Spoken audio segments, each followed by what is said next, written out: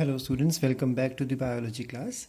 So far we have covered the vegetative organs of the plant. If you remember in the first lecture of this chapter, of chapter number 5, Morphology of the flowering plants, I explained to you that there are two ways you can consider the plant body to divisible into two parts. One is underground portion and the above the ground level portion. The underground portion is the root system generally, and sometimes exceptions are there, that there are some plants in which shoot system also grows down. Otherwise the underground structure is considered as the root system, and above the level of the soil or soil surface it is considered as the shoot system. The second way we learned was according to their role. So those portions which are involved only in the growth and nutrition are called as the vegetative organs of the plant or vegetative portions of the plant, and those portions which are involved with the sexual reproduction or to complete the life cycle, those portions or organs are called as the sexual organs or reproductive organs of the plants. So the root system, shoot system, when we say shoot system we even include the leaves, bud, stipules, all those structures also. So these all these structures including the root shoot system is considered as the vegetative part. So in today's class we are going to start with the reproductive structures or reproductive organs of the plant. So we have covered so far about the inflorescence. You have learned some of the topic. In the beginning of this chapter itself I gave you the simplest definition of the flower, that flowers are considered as the modified shoot. We have learned already that the shoot of the flowering plants modify itself to form a flower when the plant is reproductively active. See, we need to understand one thing.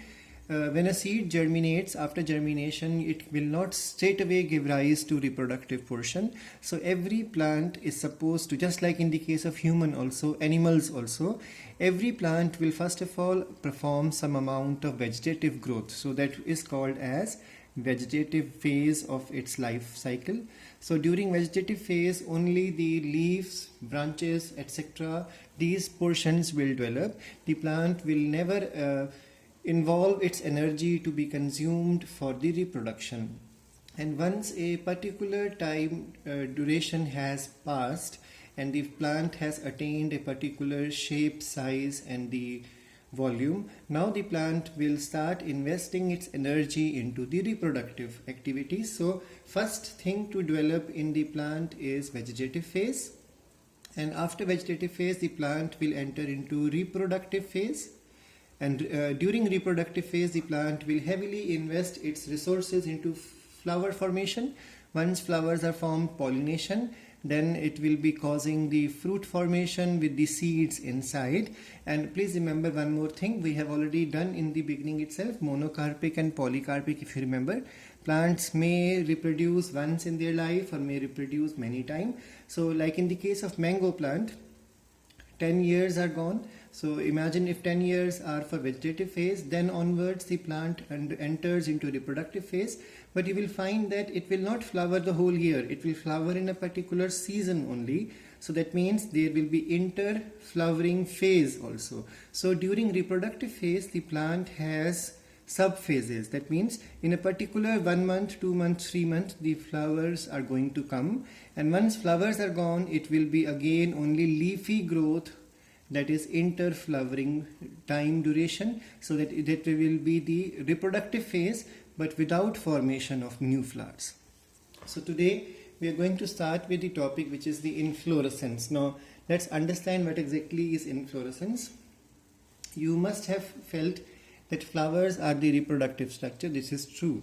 But in many plants you will find that the flowers are not produced alone. They are produced in clusters or they are produced in bundles. So whenever flowers are born on a special axis, that axis is called as the peduncle, then the arrangement and the attachment and the arrangement of the flowers on the special axis, also called as floral axis, also called as the peduncle, is called as inflorescence. But remember, not all plants will have flowers arranged in inflorescence. So how do you understand this concept then? That the flowers in plants can either be solitary. When I say solitary, solitary means they are produced alone. So if the flowers in a plant are produced alone, then they are called as solitary. And if the flowers in the plants are produced in a cluster, then they are called as inflorescence. And please remember, if the flower is produced as a single flower, it can be produced in the axil, or it may be produced at the tip, apex. So if it is produced in the axil, it is called as axillary solitary flower. And if it is produced on the terminal tip or at the top of the branch, it is called as the terminal flower. And in the same manner, inflorescence can also develop at 3 positions. So there are 3 ways inflorescence may develop in plants. One method of formation is in the axil. So I will be showing you the diagrams, but remember, in the next class I will show you some examples. I will bring some inflorescence to show you their arrangement, as many types as possible for me. So if the inflorescence is born in the axil, now remember axil, that angle between the branch or the node and the petiole. So this angle is the axil. So if an inflorescence develop here, it is called as the axillary inflorescence. If the inflorescence develop at the apices, tips, then it is called as the terminal inflorescence. And if the inflorescence develop at the internodes, so there are exceptional plants where you will find inflorescences develop in the internode, then they are called as intercalary inflorescence. So if you need examples, then the easiest example for the axillary inflorescence can be, I have mentioned the examples also, I guess, here. Petra volubilis is the example of axillary. There are many other, where whatever came in my mind I have mentioned here. Then terminal, Dilonix regia or gulmohar.